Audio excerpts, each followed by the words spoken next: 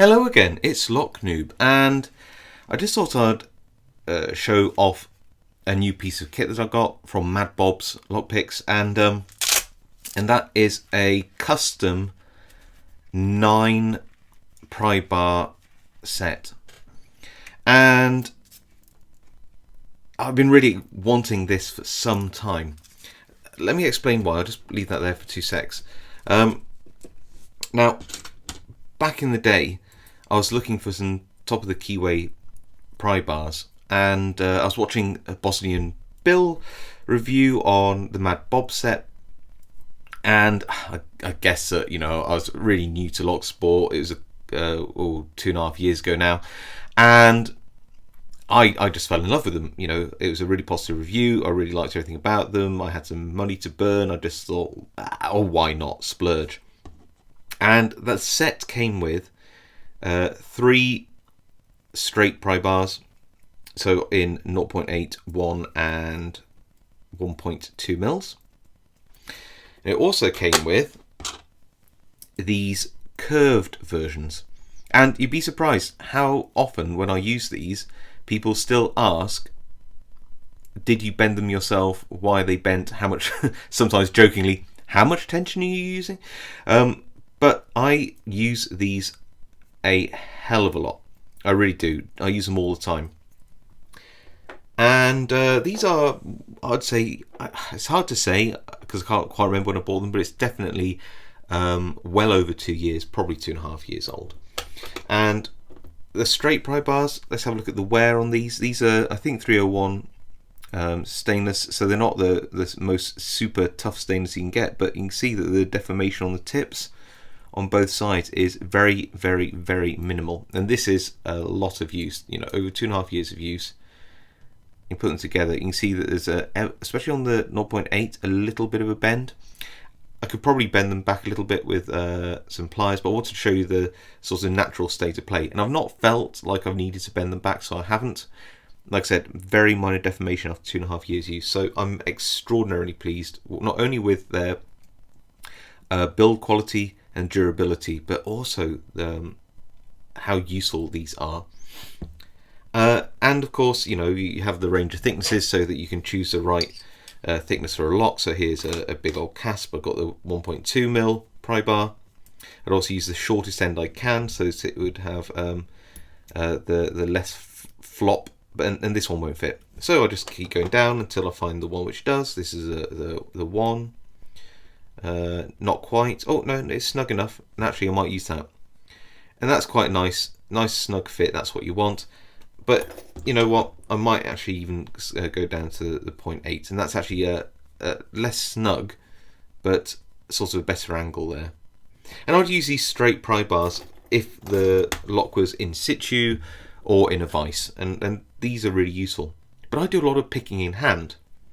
So what do I use when picking in hand? Well, I use the curved pry bars wherever possible, and these curved pry bars work exceptionally well when you've got these what we would call American style keyways, but they're not really. They're found all over the world, especially in Australia.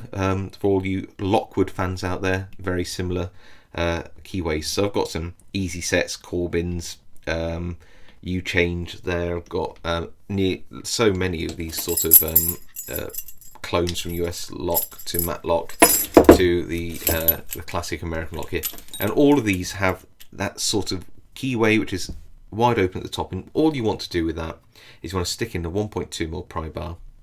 If you're going to pick it in hand, then these curved ones are just excellent, and what you do is I'd use the deeper one because the shorter one just won't reach in, and get a nice purchase. It just sits too short, so I'd use the deeper one on these locks like that, and then I'd actually pick with my thumb resting on the pry bar. That I find super comfortable. Get my 18 thousandths Peterson gem, and we're straight down in there. We're picking the lock, and we're having a great time doing it. Okay, so why the short end on these? Why not just have the long end? Well, it's because when you've got the long end and you want to do something like on this Corbin, maybe you want to pick that in hand. And of course, you can tip your finger. I just find it more comfortable and to to grip the whole lock and then use my thumb. Up to you, but either way, this curve allows you to offset from the vertical. So if I show you where the vertical would be, obviously with a pry bar, you can see how offset that is and how much more comfortable that is a resting position.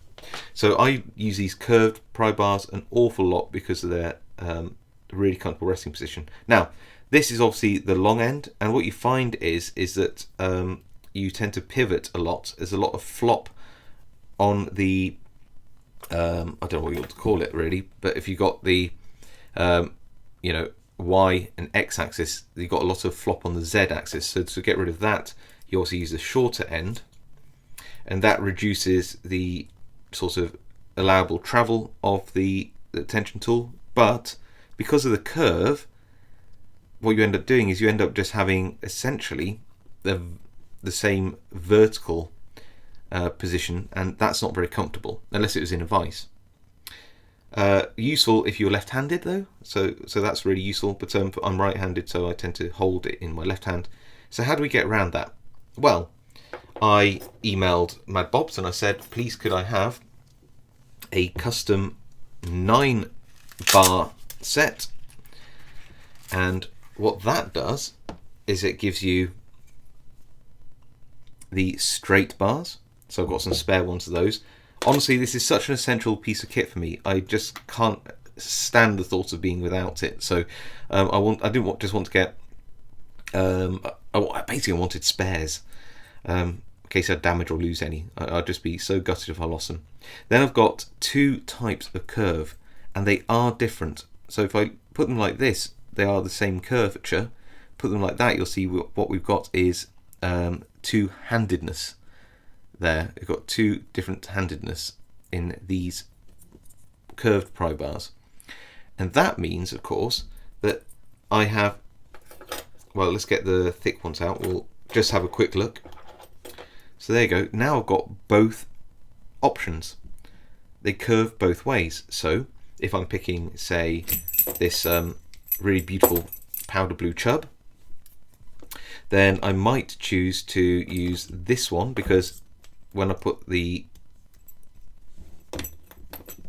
tension tool in at the top, you can see that I can grip it, I can rest my finger on there, or if you so wish, you could put your index finger on there. A lot more comfortable, pick away, good job.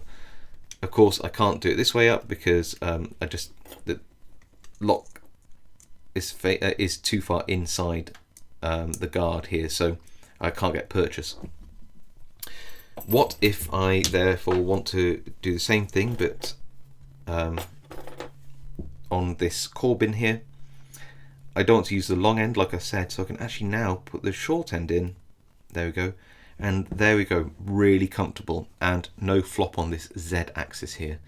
And again, if I want to, which is how I would pick, I'd pick using my thumb, resting on here as well.